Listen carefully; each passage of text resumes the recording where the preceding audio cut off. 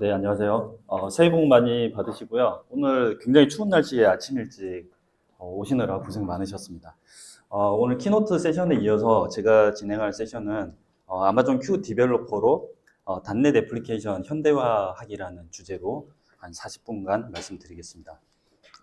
앞서 이제 키노트 세션에서 석찬님이 이제 많은 부분들 이제 최근에 있었던 AWS 리인벤트에서 소개됐던 서비스들이나 기능들을 소개해 주셨고, 그리고 생성형 AI 관련해서 AWS가 어떤 걸 하고 있는지, 그리고 생성형 AI를 이용해서 개발자분들을 위해서 제공해 드리는 아마존 큐 디벨로퍼 관련해서도 간략히 소개를 드렸습니다. 오늘 세션에서 제가 말씀드리려고 하는 것은 단넷 애플리케이션, 기존에 이제 작성되어 있는 굉장히 오래된 레가시 애플리케이션을 어떻게 하면 현대화할 수 있는가에 대한 고민이 있으실 것 같아요. 근데 그 부분들을 아마존 큐 디벨로퍼를 이용해서 좀 손쉽게 트랜스포메이션 할 수 있는 부분이 있어서 그 부분을 좀 설명을 드리려고 합니다.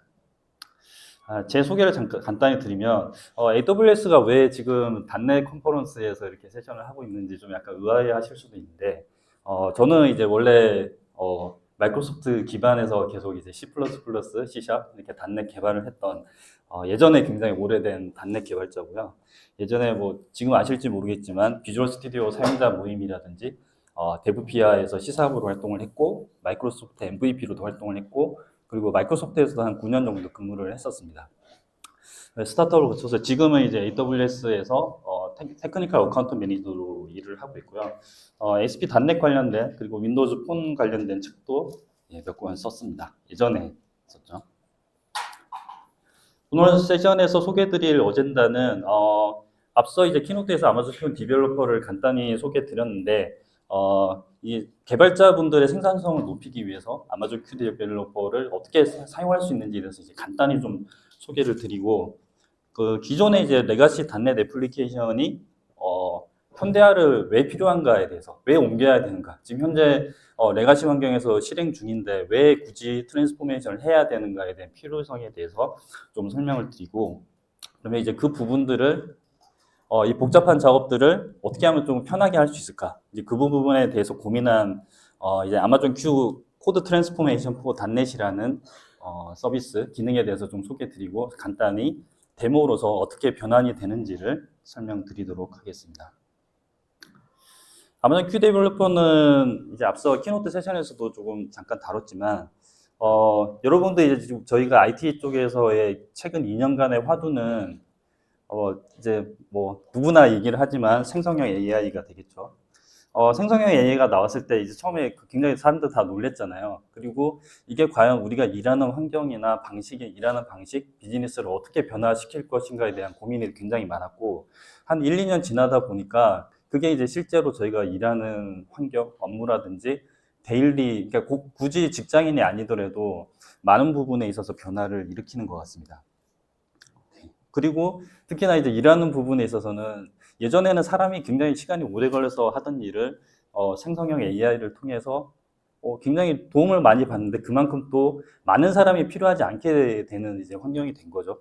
그래서 많은 분들이 아마 생성형 AI를 어떻게 하면 지금 데일리 워크에 실제 일하시는데 적용을 하고 나의 생산성을 어떻게 올릴 것인가. 그리고 그게 또 사실은 또 이제 직장 생활하고 하는 데 있어서 미래의 경쟁력이 될 것이기 때문에 아마 많은 분들이 고민하고 어떻게 잘 쓸 수 있을까 생각을 하실 것 같아요.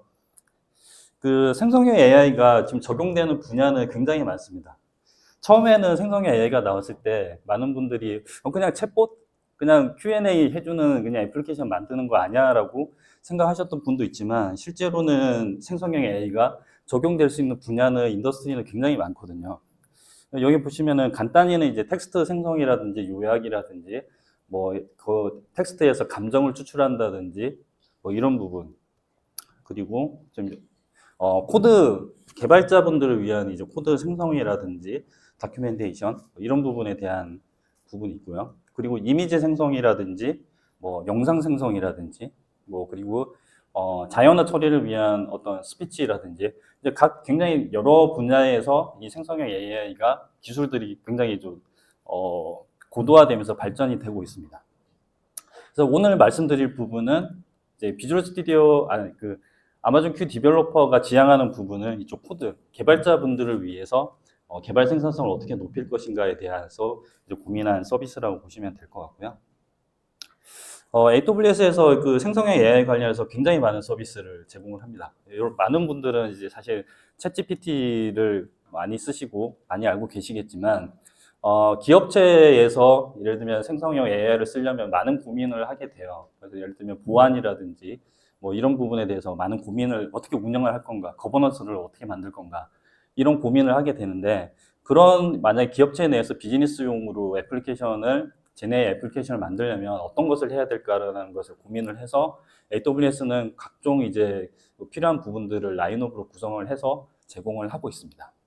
뭐 대표적인 서비스들을 보면 예를 들어서 생성형 AI를 내가 만든 애플리케이션에서 쓰고 싶다라고 하면 API 형태로 호출해서 쓸 수 있는 아마존 베드락이라는 서비스가 있고요.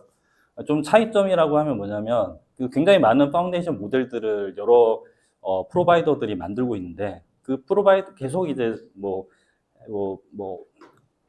해가 지날수록 몇 달마다 새로운 버전이 계속 모델들이 나오잖아요. 그러면은 그런 게 나올 때마다 기존에 나와 있던 모델보다 더 좋은 성능을 발휘를 하고 이게 이제 엎치락 뒤치락 하면서 굉장히 경쟁적인 상황인데 베드락은 그런 모델들을 이제 뭐 비용도 고민을 해야겠죠. 그래서 비용 대비해서 어떤 내가 원하는 기능 대비해서 가장 효율적인 모델이 무엇인가를 생각을 해서 골라서 쓸 수 있는 그러니까 베드락이라는 표준 플랫폼 위에서 여러 가지 파운데이션 모델들을 내가 골라서 사용할 수 있는 플랫폼을 제공하고 있습니다.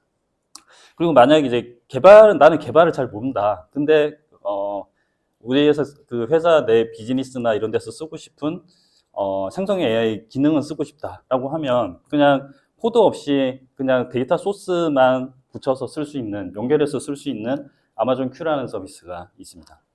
이 큐 서비스 안에는 큐 비즈니스와 큐 디벨로퍼로 나뉘게 되는데 오늘 말씀드릴 부분은 이 중에서 큐 디벨로퍼입니다. 그 외에도 굉장히 이제 많은데 예를 들면 나는 실제로 직접 나의 파운데이션 모델을 학습시켜서 만들 거야. 파인 튜닝을 할 거야. 라고 하면 세이지 메이커를 이용해서 실제로 학습이랑 이런 걸 할 수가 있고요. 그 외에도 예를 들면 이제 아마존 자체에서 제공하는 파운데이션 모델이 또 있습니다. 뭐 타이탄 모델이 있고 최근에 또 새로 나온 노바라는 모델에서는 이미지 생성이라든지 뭐 동영상 생성이라든지 이런 것들을 지원을 하고 있고요.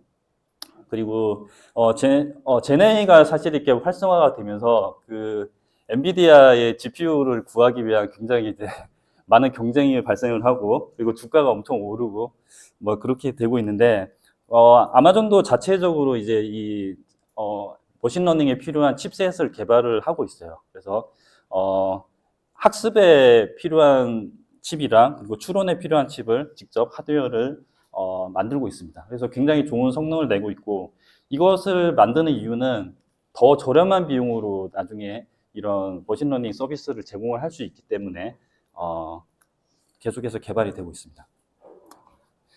네, 아마존 큐는 크게 두 가지로 사실은 구분이 되는데 이 부분을 뭐 계속 설명드리는 이유는 사실 조금 생소하실 것 같아서 좀 구분하실 수 있도록 말씀을 드립니다.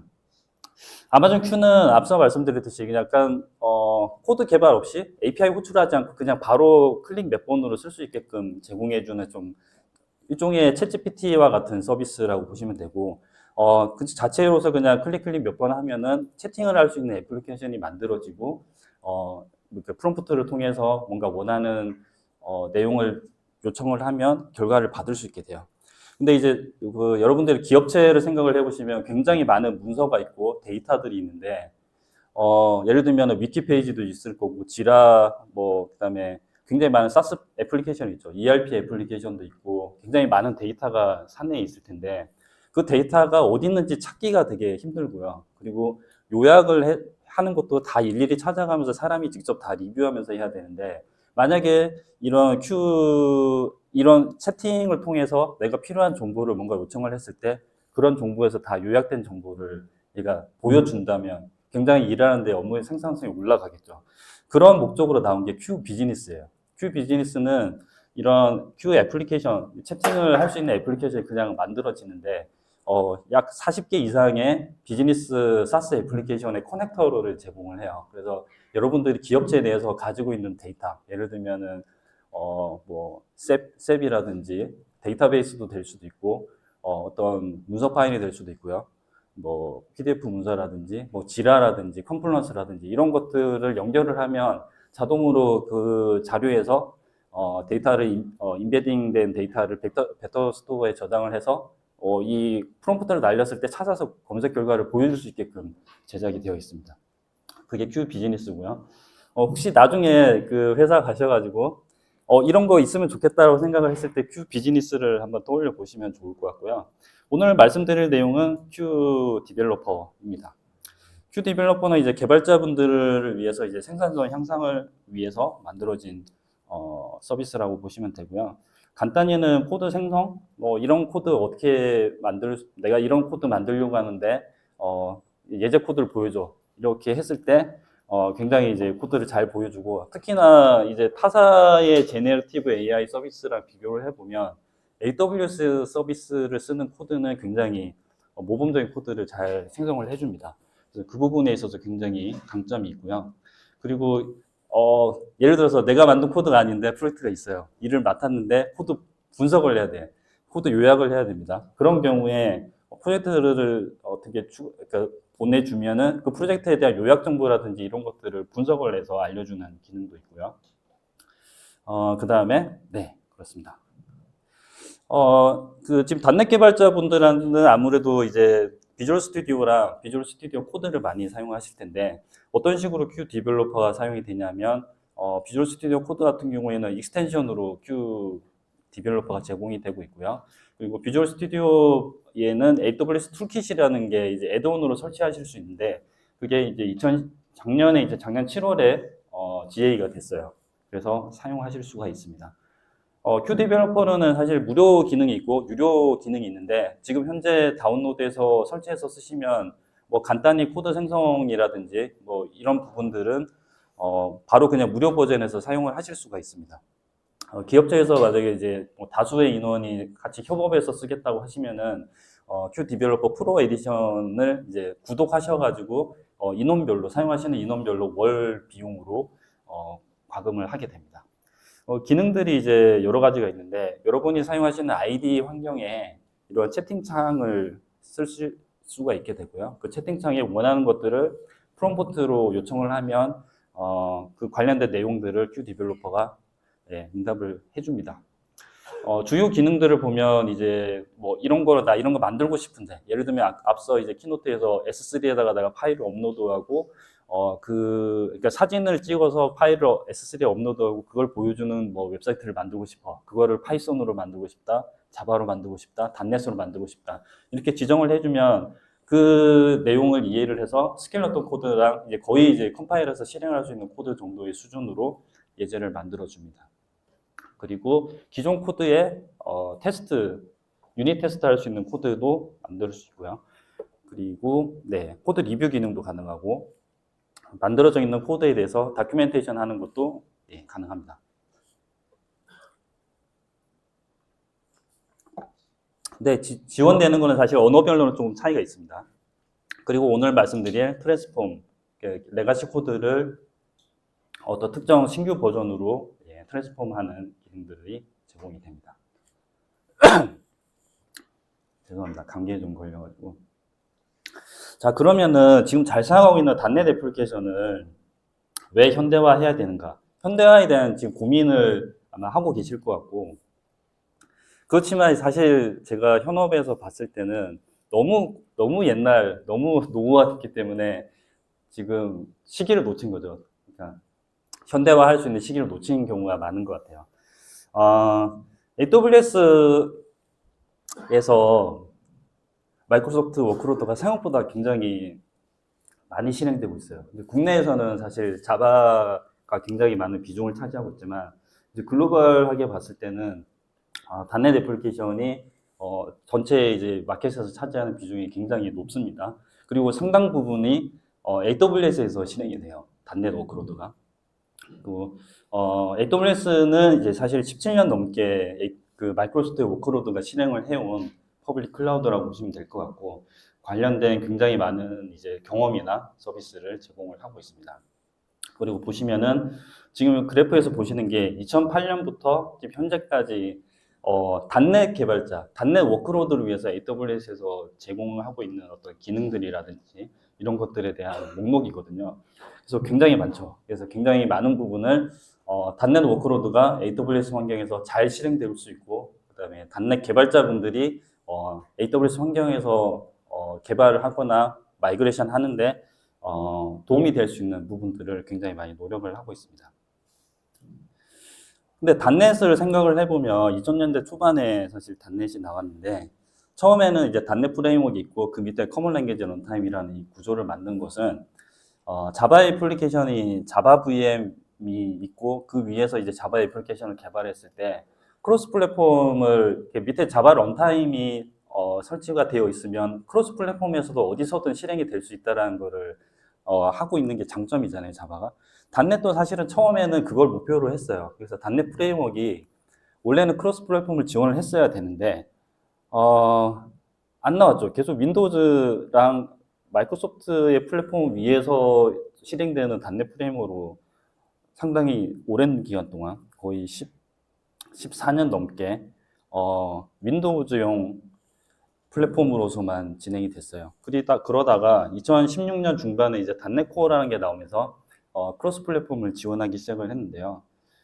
그 기간에 보면은 이게 사실 마이크로소프트의 CEO 분이라는 성향과 좀 많이 영향이 있어요. 그래서 CEO가 빌 게이트에서 이제 스티브 발머로 이제 넘어간 이 10년 넘는 기간 동안에 스티브 발머는 마이크로소프트에 그냥 약간 굉장히 폐쇄적인 정책을 썼어요. 그래서 왜냐하면 마이크로소프트는 윈도우즈 OS도 가지고 있지만 뭐 오피스라든지 그런 이제 오피스 프로그램도 가지고 있고 개발자를 위한 언어라든지 SDK라든지 이런 거 모든 셋을 다 가지고 있잖아요. 그러니까 이 기간 동안에 마이크로소프트의 정책은 우리는 그냥 우리끼리 다 할 거야. 우리 안에서 다 할래. 모든 기술을 우리가 다 가지고 있고 우리 기술만 써서 개발을 하면 돼.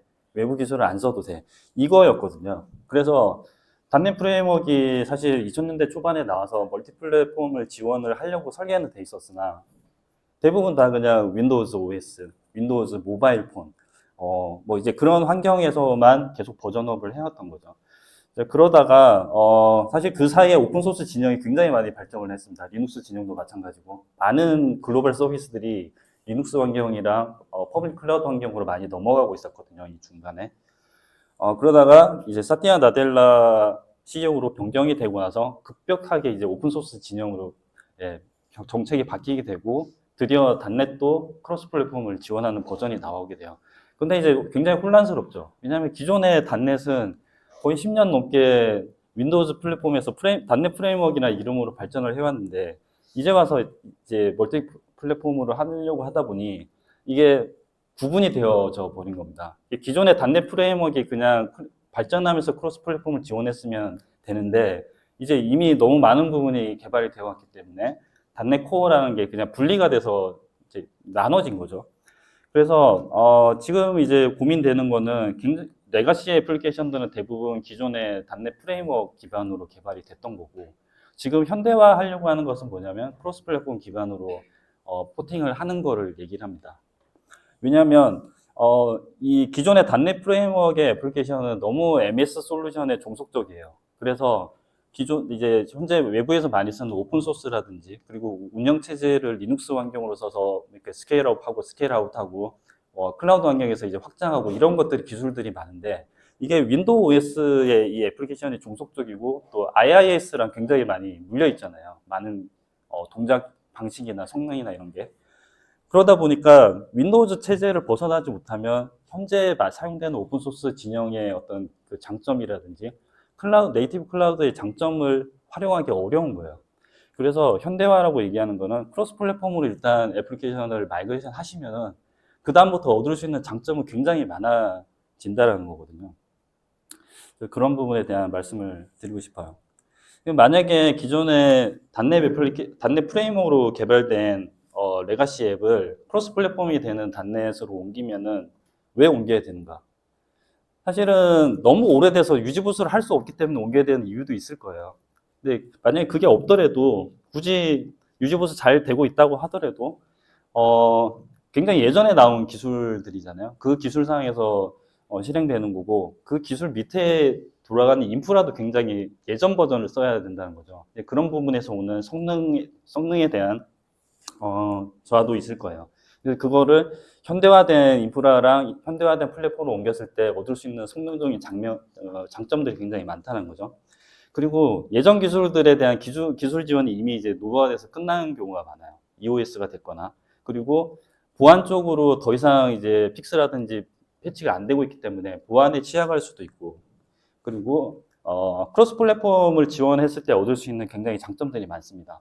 그리고 많은 개발자 풀들이 더 많은 그러니까 윈도우즈 개발자, .NET 개발자의 내부 그러니까 폐쇄적인 커뮤니티 환경에서 더 많은 오픈소스 진영의 개발자 풀로 더 확대해서 더 많은 정보를 얻을 수 있다는 거죠.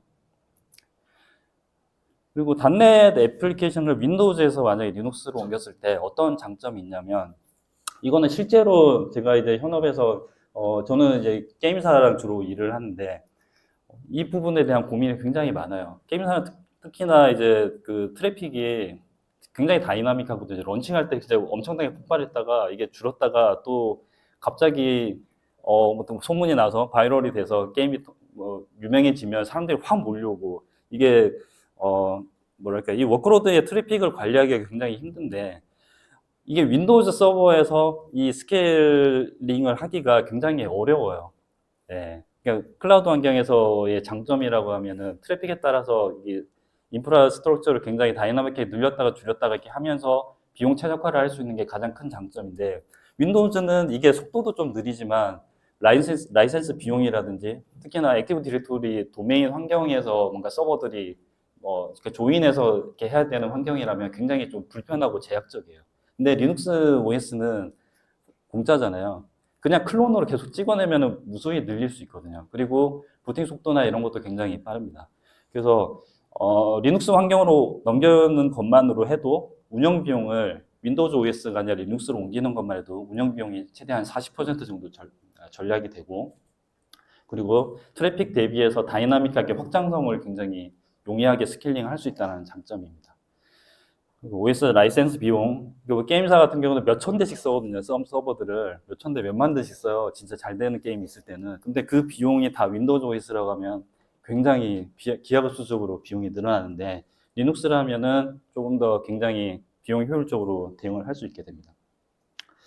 그리고 그냥 가상머신에서 벗어나서 만약에 컨테이너 환경을 쓴다고 하면 이거는 더 그러니까 확장성이나 이런 비용이 더 늘어나게 되거든요. 그래서 저희가 가상머신에서 윈도우즈가 부팅되는 속도, 리눅스가 부팅되는 속도를 비교를 해보면 리눅스는 보통 한 수십 초 내에 부팅이 돼서 애플리케이션 다 준비돼서 로딩해서 프로덕션 환경으로 바로 진입을 할 수 있는데 윈도우즈는 조금 더 오래 걸리죠. 조금 더 오래 걸려요. 근데 컨테이너는 사실 거의 수초 안에 애플리케이션이 바로 배포돼서 확장이 가능합니다. 그래서 굉장히 빠르게 변하는 트래픽에 더 빨리 대응할 수 있고 하다는 거죠. 그래서 최근에는 굉장히 많은 워크로드들이 컨테이너 환경으로 굉장히 많이 넘어갔어요. 뭐 쿠버네티스 많이 쓰실 것 같고요. 그리고 만약 우리는 아예 인프라 필요 없어. 그냥 코드만 쓰겠다. 서브레이스 환경에서 인프라에 대한 고민 안 하겠다라고 하면 람다를 써서 하실 수도 있습니다. 그런데 다 좋은데 포팅은 너무 어렵다는 거죠. 현재 현업은 너무 바쁘고 해야 될 일이 많은데 저거를 언제 옮기냐. 특히나 자바 쪽보다 .NET 쪽 레가시 애플리케이션은 진짜 손을 못 대겠다. 나는 저 진짜 도저히 옮길 수가 없다라는 현업에서 얘기를 많이 듣는데 만약에 저희가 마음을 먹고 포팅을 하겠다고 생각을 해보면 어떤 일을 해야 될까를 고민을 해보면 이렇겠죠. 아마 find and replace 기능을 써서 이게 .NET 코어 쪽에 지원되는 그러니까 기존의 게 아니라 .NET 코어로 변경되어야 되는 부분들을 막 찾아가지고 변경을 해서 하나씩 다 바꾸실 것 같아요. 이게 이제 어떤 부분들을 해야 되냐, 누계 패키지가 변경이 됐다고 하면 예전 버전을 어떤 원하는 버전으로 현대화된 버전으로 옮겨야 될 거고, 그리고 기존의 레가시 쪽의 API 명을 찾아서 새로운 API로 변경을 하고, 그리고 IIS 관련된 IIS에 특화되어 있는 코드를 리눅스에서는 이제 캐스트렐이라는 서비스로 호스팅돼서 동작을 하죠. 그래서 이런 실행 환경에 대한 코드도 옮겨야 될 거고, 그리고 이걸 빌드하면 또 빌드 깨지면은 에러 찾아서 고치고, 또 빌드하고 디버깅하고 이런 과정들을 계속 반복을 하고, 이게 끝나서 빌드가 되면 그 다음에 이제 리눅스 환경에 배포를 한 다음에 실행되는지 테스트를 하고 다시 이 작업을 계속 반복을 해야 될 거예요. 네, 이렇게 매뉴얼하게 작업을 하시겠죠. 자, 이런 부분들을 AWS 환경, 그러니까 멀티 플랫폼 환경으로 포팅할 수 있도록 저희가 굉장히 많은 툴들을 제공을 하고 있는데 그걸 이제 과정을 비교를 해볼게요. 개발자분들의 들어가는 리소스의 이 짐의 크기를 보시면 될 것 같아요. 만약에 직접 수작업으로 매뉴얼 포팅을 한다고 하면 모든 포팅 작업을 개발자분이 해야 되고요. 예를 들어서 수주에서 수개월, 뭐 1, 2년 정도 걸릴 수도 있습니다. 프로젝트가 크면. 이런 고민을 이제 덜어드리기 위해서 AWS에서 포팅 어시스턴트 for .NET이라는 툴이 있습니다. 이거 나중에 오후 세션에서도 아마 소개가 될 것 같은데, 이거는 예를 들면은 기존의 .NET 프레임워크 코드의 이 코드는 이런 함수는 이런 네임스페이스는 .NET 코어 쪽에서는 이걸로 변경됐으니까 바꿔줘 라는 거를 룰 기반으로 해서 찾아가지고 다 옮겨주는 거를 해줘요. 그래서 그런 부분들을 권장해주는 결과를 보고 포팅 작업을 마무리를 해야 되죠. 그렇게 코드 베이스에서 넘겨가는 거 외에 예를 들면은 기존의 .NET 코드들은 모놀리스 환경에서 대부분 개발이 됐단 말이에요. 프로젝트 하나에 온갖 기능들이 다 들어가 있어요, 코드가. 그래서 애플리케이션 하나가 굉장히 큽니다. 근데 클라우드 환경에서의 그 요즘 환경은 마이크로 서비스 아키텍처로 해서 주요 기능들을 서비스를 블랙박스 형식으로 나누고 서비스들 간에 디펜던시를 줄이는 게 목적이죠. 그래서 큰 프로젝트를 여러 사람들이 협업해서 개발하는 것보다 각 프로젝트를 잘게 쪼개서 소수의 인원들이 개발하고 서로 디펜던시가 안 걸리게끔 하는 게 일단은 개발 협업에서도 생산성도 올라가지만 이게 장점이 클라우드 환경에서 이렇게 이제 멀티 서비스, 마이크로 서비스 형태로 구분이 된다면 확장성이 굉장히 좋아져요. 그 배포나 이런 것들에 대한 고민이 많이 줄어들어요. 예를 들어서 뭐 어떤 쇼핑몰을 한다고 했을 때 회원 관리, 뭐 주문, 뭐 발주 이 모든 게 하나의 애플리케이션에서 다 돌아갔다면 이 주요 부분들을 별도로 구분해서 쓰면은 예를 들어서 갑자기 뭔가 뭐 티켓 예매, 뭐 콘서트 티켓 예매가 해야 되고 뭔가 굉장히 주문이 몰릴 걸로 예상이 돼요. 그러면 주문 쪽 서비스만 확장을 많이 해놓으면 되거든요. 그래서 전체 서비스를 다 확장할 필요 없어요. 그래서 그런 식으로 트래픽에 대한 근데 좀 효율적인 대응이 가능하고 확장 관리가 편하다는 거죠. 오늘 설명드릴 이게 3세대는 그래서 이제 마이크로 서비스 익스트랙터라는 툴도 있는데 이거는 뭐냐면 기존에 그 프로젝트를 다 읽은 다음에 프로젝트의 코드 호출 관계나 이런 것들을 다 분석을 해서 이 서비스 이런 호출 관계를 그 화면으로 그래픽으로 다 보여줘요. 그래서 이 서비스는 이렇게 같이 묶으면 좋겠는데 약간 이렇게 클러스터링 군집화를 할 수 있게끔 제안을 해드려요. 그래서 그 부분들끼리 따로 떼내서 전체 큰 모놀리스 애플리케이션에서 이 부분은 따로 떼면 좋겠어. 이런 부분들을 지원할 수 있는 게 마이크로 서비스 익스트랙터라는 툴킷입니다. 자, 이 부분도 어쨌든 저희가 분석을 해서 제안을 드리지만 그 부분을 포팅을 마무리를 해야 되는 건 결국 개발자분이 직접 해야 되는데 QDL4 디벨로퍼의 코드 트랜스포메이션을 쓰면은 좀 방식이 많이 바뀌어요. 이게 어떤 룰 베이스 기반으로 해서 좀 뭔가 포팅해야 될 부분을 찾아서 실제 변경을 한 다음에 그걸 빌드까지 해서 빌드가 에러가 나면 LLM 제너레이티브 AI 기반으로 해서 이걸 왜 어떻게 고쳐야 되지? 스스로 이 작업을 반복을 해서 최적의 코드를 다 만들어줘요. 그래서 사람이 해야 되는 일은 결국은 개발자가 개입을 하긴 하지만 기존 코드 변경 이렇게 제한된 코드 2개 보면서 이거 적용할지 말지 리뷰해서 결정만 하시면 되고 최종적으로 그렇게 제한된 코드를 빌드해서 에러 나는 부분들만 고쳐주면 돼요. 이게 굉장히 기존에 수십 개월 수주 걸렸던 작업들이 네, 몇 주, 며칠 단위로 줄어든다는 거죠. 자, 그러면 Q 디벨로퍼에서 코드 트랜스포메이션 for .NET에 대해서 좀 설명드릴게요. 줄여서 QCT .NET이라고 하는데요. 이게 약 한 달 전에 나왔어요. 네, 리인벤트에서. .NET 버전으로는 한 달 전에 나왔습니다. 원래는 자바 버전은 뭐 한 1, 2년 전에도 제공이 됐었습니다. 디벨로퍼 에이전트를 통해서 코드 트랜스포메이션을 할 수 있게 되고요. 네. 앞서 이제 말씀드렸지만 그 아마존의 서비스는 다 자바예요. 아마존닷컴 그 쇼핑몰 그 아마존의 서비스는 대부분 다 자바로 개발이 되어 있는데 5명 구성된 팀이 아까 1000개의 자바 8 애플리케이션을 이틀 만에 다 옮겼다라고 했잖아요. 이거는 조금 과장된 걸 수도 있지만 저는 이게 이제 가능했던 거는 아마존의 서비스는 원래 처음부터 다 마이크로 서비스로 개발이 돼 있었어요. 그래서 프로젝트 단위가 굉장히 잘게 쪼개져 있습니다. 그래서 작게 이제 분류되어 있는 자바 애플리케이션을 포팅하는 거는 .NET 애플리케이션을 포팅하는 것보다는 굉장히 수월했을 거다라는 생각이 좀 들어요. 그렇지만 우리의 .NET 애플리케이션은 굉장히 레가시죠. 모놀리스로 굉장히 큽니다. 그 복잡한 어떤 디펜던시라든지 호출 관계 이런 것들을 옮기는 작업은 이렇게 빨리는 안 될 거예요. 하지만 그 큐 트랜스포메이션 에이전트를 쓰면은 수작업을 하는 것보다 굉장히 빠르게 할 수 있고요. 그리고 두 가지 방법을 제공하는데 IDE 환경에서 직접 이제 트랜스포메이션을 할 수도 있고 그냥 웹 환경에 프로젝트 코드를 올려놓고서 이거 트랜스포메이션 해줘 라고 해서 결과만 받으실 수도 있어요. 만약에 트랜스포메이션 해야 되는 프로젝트가 굉장히 많다면 일일이 IDE 환경에서 이렇게 작업을 하는 것보다는 웹 환경에다가 프로젝트들을 올려놓으면 이게 병렬로 처리되기 때문에 굉장히 빠르게 복수의 프로젝트들을 포팅을 할 수 있게 됩니다. 예를 들어서 만약에 비주얼 스튜디오 IDE에서 이거를 하게 된다면 그 IDE에 불려져 있는 프로젝트 코드가 있겠죠. 그 코드를 AWS 쪽으로 보냅니다. AWS 환경으로. 그래서 코드 트랜스포메이션 에이전트가 이제 분석하고 포팅을 한 다음에 실제로 빌드하고 테스팅을 한 다음에 그 포팅된 최종 결과를 전달을 해주게 돼요. 예를 들어서 이제 비주얼 스튜디오에서 이렇게 작업을 하게 될 때 화면입니다.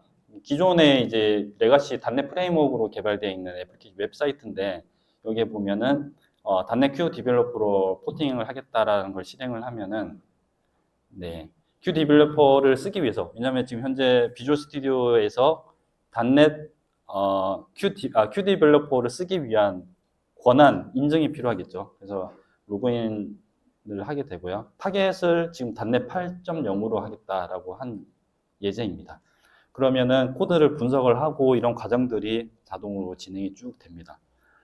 제가 테스트했을 때는 한 10분 정도 걸렸어요. 10분 정도 지나면은 .NET 코어 환경으로 포팅된 결과를 받을 수가 있었습니다. 그래서 어떤 코드가 어떻게 바뀌었는지, 얼마나 바뀌었는지에 대한 부분을 보여줄 수 있고 변경된 코드에 대해서 다 디프로에서 리뷰를 할 수 있게 돼요. 그래서 지금 리뷰 결과입니다. 기존 코드랑 변경된 코드에 대한 보면 네임스페이스나 이런 게 변경이 된 걸 볼 수 있고 코드 단위로도 이렇게 보면은 굉장히 수정이 된 게 많이 보입니다. 자동으로 수정이 된 게. 네. 지금 이 과정을 조금 데모로 짧게 한 3, 4분 정도 보여드리겠습니다. 샘플 프로그램인데요. 이게 밥의 중고 서점이라는 샘플 애플리케이션이 있고 이거는 사이트의 구성은 사용자가 접속하는 페이지가 있고 그리고 관리자가 책을 등록하는 이런 관리자 페이지가 있습니다. 이 샘플은 GitHub에서 보실 수가 있고요. 이 GitHub에 보면은 만약에 나중에 가시면은 나중에 PPT는 나중에 공유를 해드리겠습니다.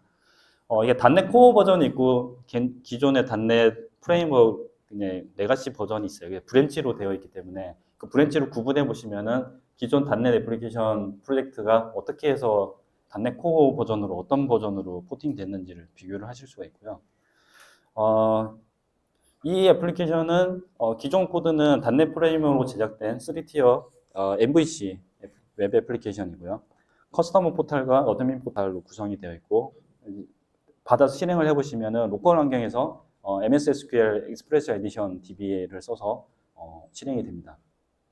이거를 이제 트랜스포메이션 하는 건데요. .NET 8 버전에 할 거고요. 이제 리눅스 환경에서 실행을 하도록 할 겁니다. 네. 그리고 이게 그냥 단순히 리눅스 환경에서 실행되게끔 이제 코드만 변경할 수도 있는데, 예를 들면 인프라 자체도 AWS의 서비스를 이용해서 포팅을 하겠다. DB도 MS SQL 그냥 실행되는 게 아니라 AWS가 제공하는 RDS, 그러니까 그 클라우드 상에서 실행되는 RDS MS SQL로 포팅하거나, 그리고 이 애플리케이션 자체도 멀티 플랫폼으로 하지만 컨테이너 환경으로 배포해서 도커로 배포해서 실행되게끔 하는 것까지 옵셔널로 제공을 하고 있습니다. 그래서 온프렘에서 실행되는 걸 아예 클라우드로 옮기는 거죠. 자, 이게 데모 화면을 실제로 한 10분 정도 걸리는 건데 짧게 과정을 좀 보여드릴게요. 그래서 윈도우즈 개발 환경에서 비주얼 스튜디오의 Q 디벨로퍼를 쓰기 위해서 지금 AWS 툴킷 for 비주얼 스튜디오라는 툴킷을 설치합니다. 그냥 다운로드 받아서 설치하시면 되고요. 네, 설치를 하고 있고요.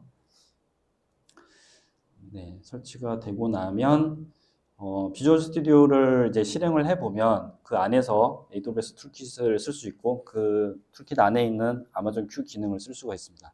지금 보시면은 여기 약간의 Q 모양의 로고가 보이는데요. 여기 보시면은 먼저 이제 Q 디벨롭 기능을 쓰기 위해서 인증을 받아야겠죠. 그래서 처음에는 인증이 안 돼 있기 때문에 인증 과정을 거칩니다. Q 디벨로퍼 프로로 지금 현재는 테스트를 했고요. 이 프로 사용자에 대해서 인증을 할 수 있는 그 URL이나 이런 것들이 있어요. 그걸 가지고 방금 인증을 한 거고요. 웹상에서.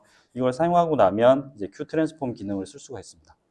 프로젝트에서 Q 트랜스폼 해서 .NET 8 버전을 선택을 했고요. 이제 그러면은 현재 프로젝트를 .NET 프레임워크로 제작된 프로젝트를 한번 빌드를 해봐요. 빌드 잘 됐거든요. 된 거를 Q 트랜스폼으로 보냅니다. 보내서 Q 트랜스폼에서 지금 분석 중이고 하는 진행 과정을 이렇게 보실 수가 있는데, 어떤 작업을 해야 될지, 트랜스폼 어떻게 될지 해야 할지 실행 계획을 먼저 세운 다음에 각 실행 계획을 지금 스텝별로 실행을 합니다.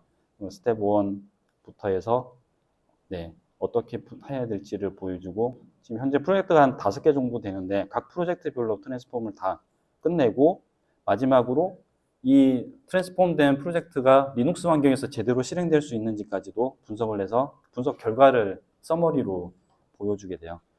실제 작업은 지금 여기서는 한 7분 정도 걸린 걸로 되어 있습니다. 네, 제가 중간에 생략을 했고요. 네, 트랜스포메이션 된 결과를 보면 지금 프로젝트 내에서 얼마나 파일들이 몇 개가 바뀌었고 API 부분 변경된 것들, 프로젝트 세팅이 변경된 것들, 패키지의 그런 환경 정보가 변경된 것들에 대한 개수를 보실 수가 있고, 변경된 코드를 이렇게 제안한 거를 리뷰해 볼 수 있습니다. 네. 사실 사람이 일일이 이거를 포팅을 했어야 한다면 굉장히 오래 걸리는 작업일 텐데 한 수분 내에 이런 부분들이 다 제한이 됐고, 그래서 기존 코드랑 변경된 코드를 비교하면서 이렇게 리뷰를 하시면서 적용할지 말지를 결정을 하시면 돼요.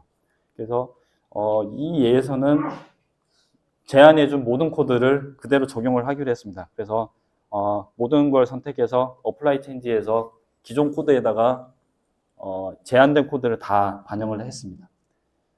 그러면 이제 빌드를 해보겠죠. 빌드를 해보면 되느냐? 안 되죠. 안 되는 부분이 있어요. 제약사항이 조금은 있습니다. 지금 코드 쪽은 다 되는데, 그 UI 쪽, 프론트엔드 쪽, 렌더링 쪽은 아직 일부 제약이 있기 때문에 몇 개의 에러가, 빌드해보니까 몇 개의 에러가 있어요. 그래서 CS, HTML 쪽의 코드가 지금 한 3개 정도 에러가 났는데, 이거 하나씩은 찾아서 그 부분을 수정을 해주면은 저는 한 2, 3분 안에 이 3가지 정도 다 수정을 했거든요. 그러니까 결국 한 10여 분 정도 만에 작업이 끝난 거예요. 네. 그래서 에러 난 부분들만 고쳐서 하니까 빌드가 다 있고, 네. 그 다음에 리눅스로 배포해서 그냥 실행을 하면 됩니다.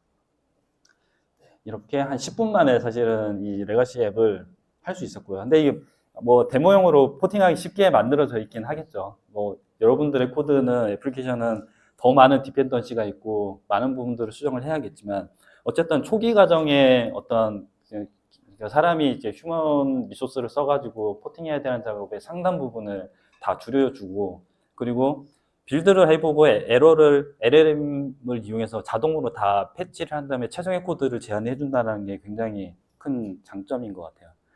방금처럼 이제 IDE 환경에서도 하실 수 있고, 이게 만약에 작업이 굉장히 많다. 일일이 개발자들이 개별 아이디 머신에서 하면은 시간이 오래 걸리겠죠. 여러 프로젝트가 있다고 하면.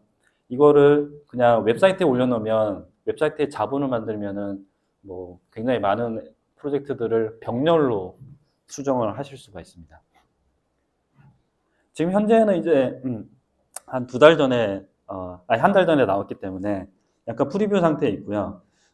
지금 현재 지원되는 프로젝트들은 콘솔, 뭐 클래스 라이브러리, 웹 API, WCF, MVC, 비즈니스 로직 이런 것들이 있습니다. UI 쪽은 아직은 지원이 안 되고요. 그리고 마이크로소프트가 제작한 누계 패키지만 현재 지원이 되고 iOS의 기본 설정만 지원이 되고 커스텀 설정은 아직 지원이 안 됩니다. 그리고 뭔가 에러가 났을 때 트러블 슈팅 찾아서 이렇게 직접 하시려면 로고가 좀 자세하게 나와야 되는데 로고가 일부 제한적으로 좀 나오고 있고요. 그래서 소스에 지원되는 버전은 .NET 프레임워크 3.5 이상 버전 이렇게 있고 대상 버전은 .NET 6, 8, 9 이렇게 됩니다. 내부적으로 이게 트랜스포메이션 그럼 어떻게 동작하는지 궁금하실 것 같아요. 기존 레가시 코드를 분석한 뒤에 트랜스포메이션 뭘 어떻게 바꿔야 되겠다는 계획을 먼저 세우고 그 코드를 변환을 하면서 빌드를까지 하고 발생하는 에러를 제너러티브 AI 기반으로 디버깅하면서 계속 최적의 코드를 만든 다음에 결과를 보내주게 되고요. 근데 그럼 내 코드는 도대체 어떻게 변환이 되는 거야 라고 하면 모든 작업은 AWS 내에 있는 독립적인 외부로부터 분리된 샌드박스에서 진행이 됩니다. 그리고 만약 코드 암호화를 하겠다고 하면 여러분들의 키를 가지고 코드 암호화도 가능하고요. 그리고 뭐 이제 AWS는 굉장히 이제 고객의 보안을 최우선으로 하게끔 처음부터 이제 설계가 되어 있어요. 그렇기 때문에 이 고객 코드를 샌드박스 분리된 샌드박스 내에서 그러니까 처리를 하지만 그걸 다시 재학습을 하거나 하진 않는다라는 거고요. 네. 그래서 Q 디벨로퍼는 여러분들 스튜디오 코드 쓰는 경우에는 익스텐션 아마존 Q로 검색하면 바로 설치하실 수 있고 비주얼 스튜디오 쓰시면은 AWS 툴킷을 다운로드 받아서 설치하시면 됩니다. 네. 시간이 나서 마무리해 주셔야 될 것 같습니다. 네, 감사합니다.